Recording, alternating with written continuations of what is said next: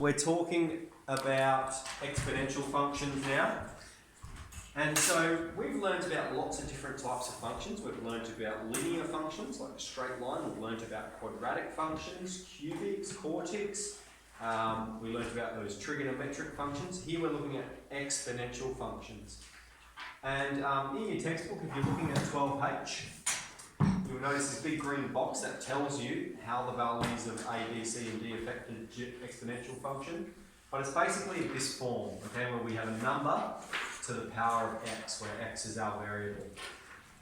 And so straight away we're asked to find f of 0, f of 1, and f of 3. Okay, so f of 0 just means 2 to the power of 0. We're substituting 0 there. Any number to the power of 0 is 1. Alright, so that's our first point there. That's when x is 0, y is 1. What also happens when x is 0? What happens on the graph? If x is 0, it's the y-intercept. That's where it cuts the y-axis. So that's going to be our y-intercept. F of 1 will just be 2 to the power of 1. And f of 3 is 2 to the power of 3, which is 8. Okay, part B, let's graph it over an appropriate domain. Now we're going to use our calculator to help us generate the graph. So pull out your calculator and follow along. So in graph mode, I've just put 2 to the power of x, and I'm going to discuss our v window. I reckon x from -6 to 6, that's fine. But for y max, let's crank that up to 100. That's better.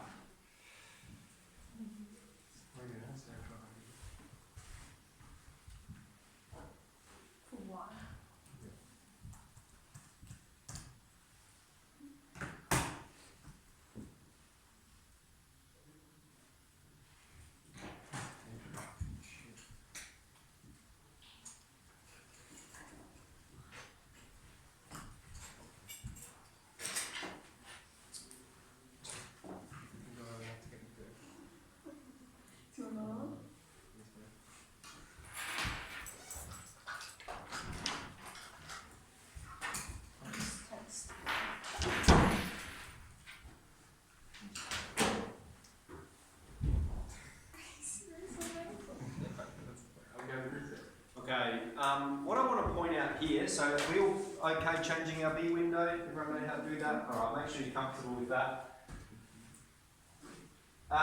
And you would have heard before that term exponential growth, and that means the rate at which it grows gets larger each time. And you can see that we don't have any growth here, and then all of a sudden we have it getting bigger and bigger and bigger. And if you zoom out a bit more, it just goes, it's a spike. You've heard of that exponential growth, maybe the rate at which COVID-19 spreads, just a big exponential spike. Okay, so we've got the graph there. And we can see those points on it. Obviously our y-intercept is 1, we found that before. We could put some other points on there, but the scale's a bit hard because we're sort of zoomed out. This is 100, isn't it? We zoomed right out, whereas x is quite narrow. Okay, use technology to solve 2 to the power of x equals 15. So this is gsolve, and we're going to press... so that's F5, we're going to press the across arrow to F6, and we're doing an X calc because we're trying to solve X. And it says enter the value of Y, and that's when Y is 15. So when Y is 15, X is 3.9. Thank you. Yeah, I'll get the figures. X calc, Y is 15. 3.906. Alright, now what you'll see me do all the time, I'm always going to write out 4 figures and then round to 3. 3.91.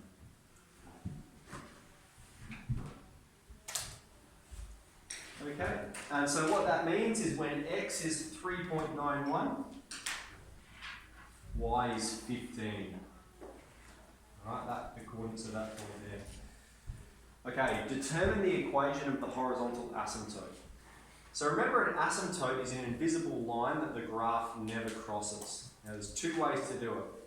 One we can do using our calculator, and the other we can do algebraically. Okay, so let's think about it algebraically first. This is the hard way, and you're going to have to learn to do this in year 12, but I'll explain this nice and slowly.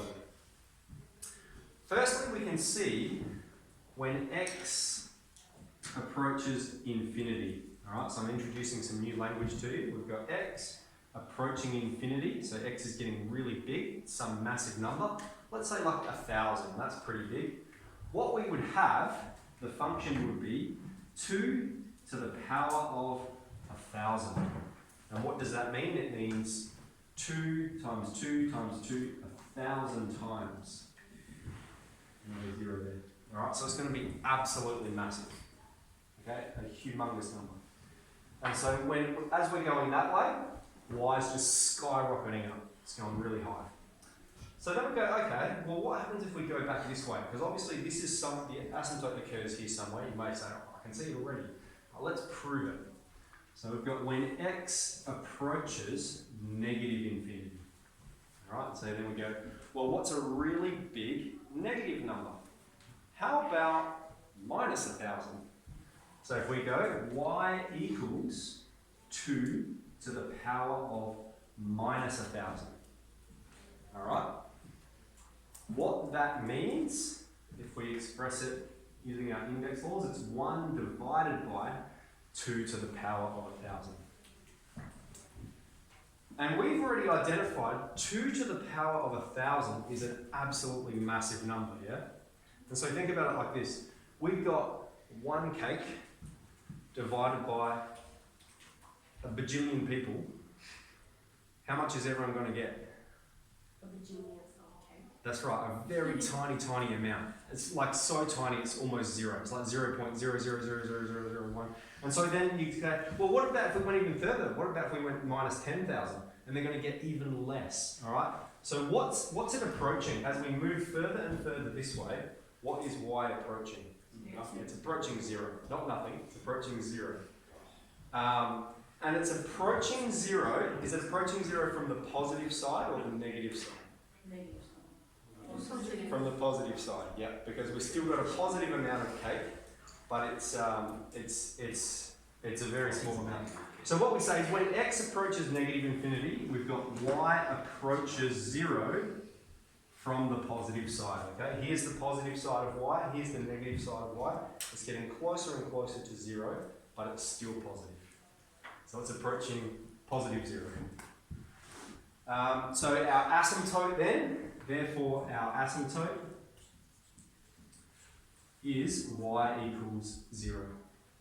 Okay, so that's the long way to think about it, and it's important to understand that. Okay? The easy way is if I just have a look at our graph here, and we press F1, which is trace. F1, and then you just go really far to the left, and you go, well, what's happening to the y value? And you can see it's getting closer and closer and closer to 0.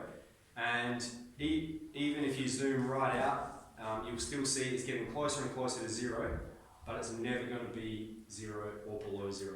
All right, so there I've got 8.96 times 10 to the minus 7. So it says 8.96 e minus 07. What that means is 8.96 times 10 to the minus 7. Still a positive number, but it's very small. It means 0. And we've got 7 zeros in total, 4, 5, 6, 7, and then those numbers. Okay? So it's still a positive number, but it's very small. Alright, and then you can go, oh, let's go a bit further just to prove it. Okay, it's still, you see that exponent power is just getting larger, but it's not getting any it's not going to go below 0. So really, a question like this is a 1-mark question, and it just wants you to answer it.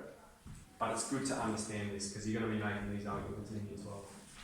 Does that make a bit of sense? Cool. So I'll just point out, so we're 12H, and so that green box on page 341, I've printed it here, that just describes how the functions change shape, so you can copy that down if you want to. I would say it's not essential because you'll have your calculator, so when you're graphing these. I reckon that's enough to get into it. So, let's go.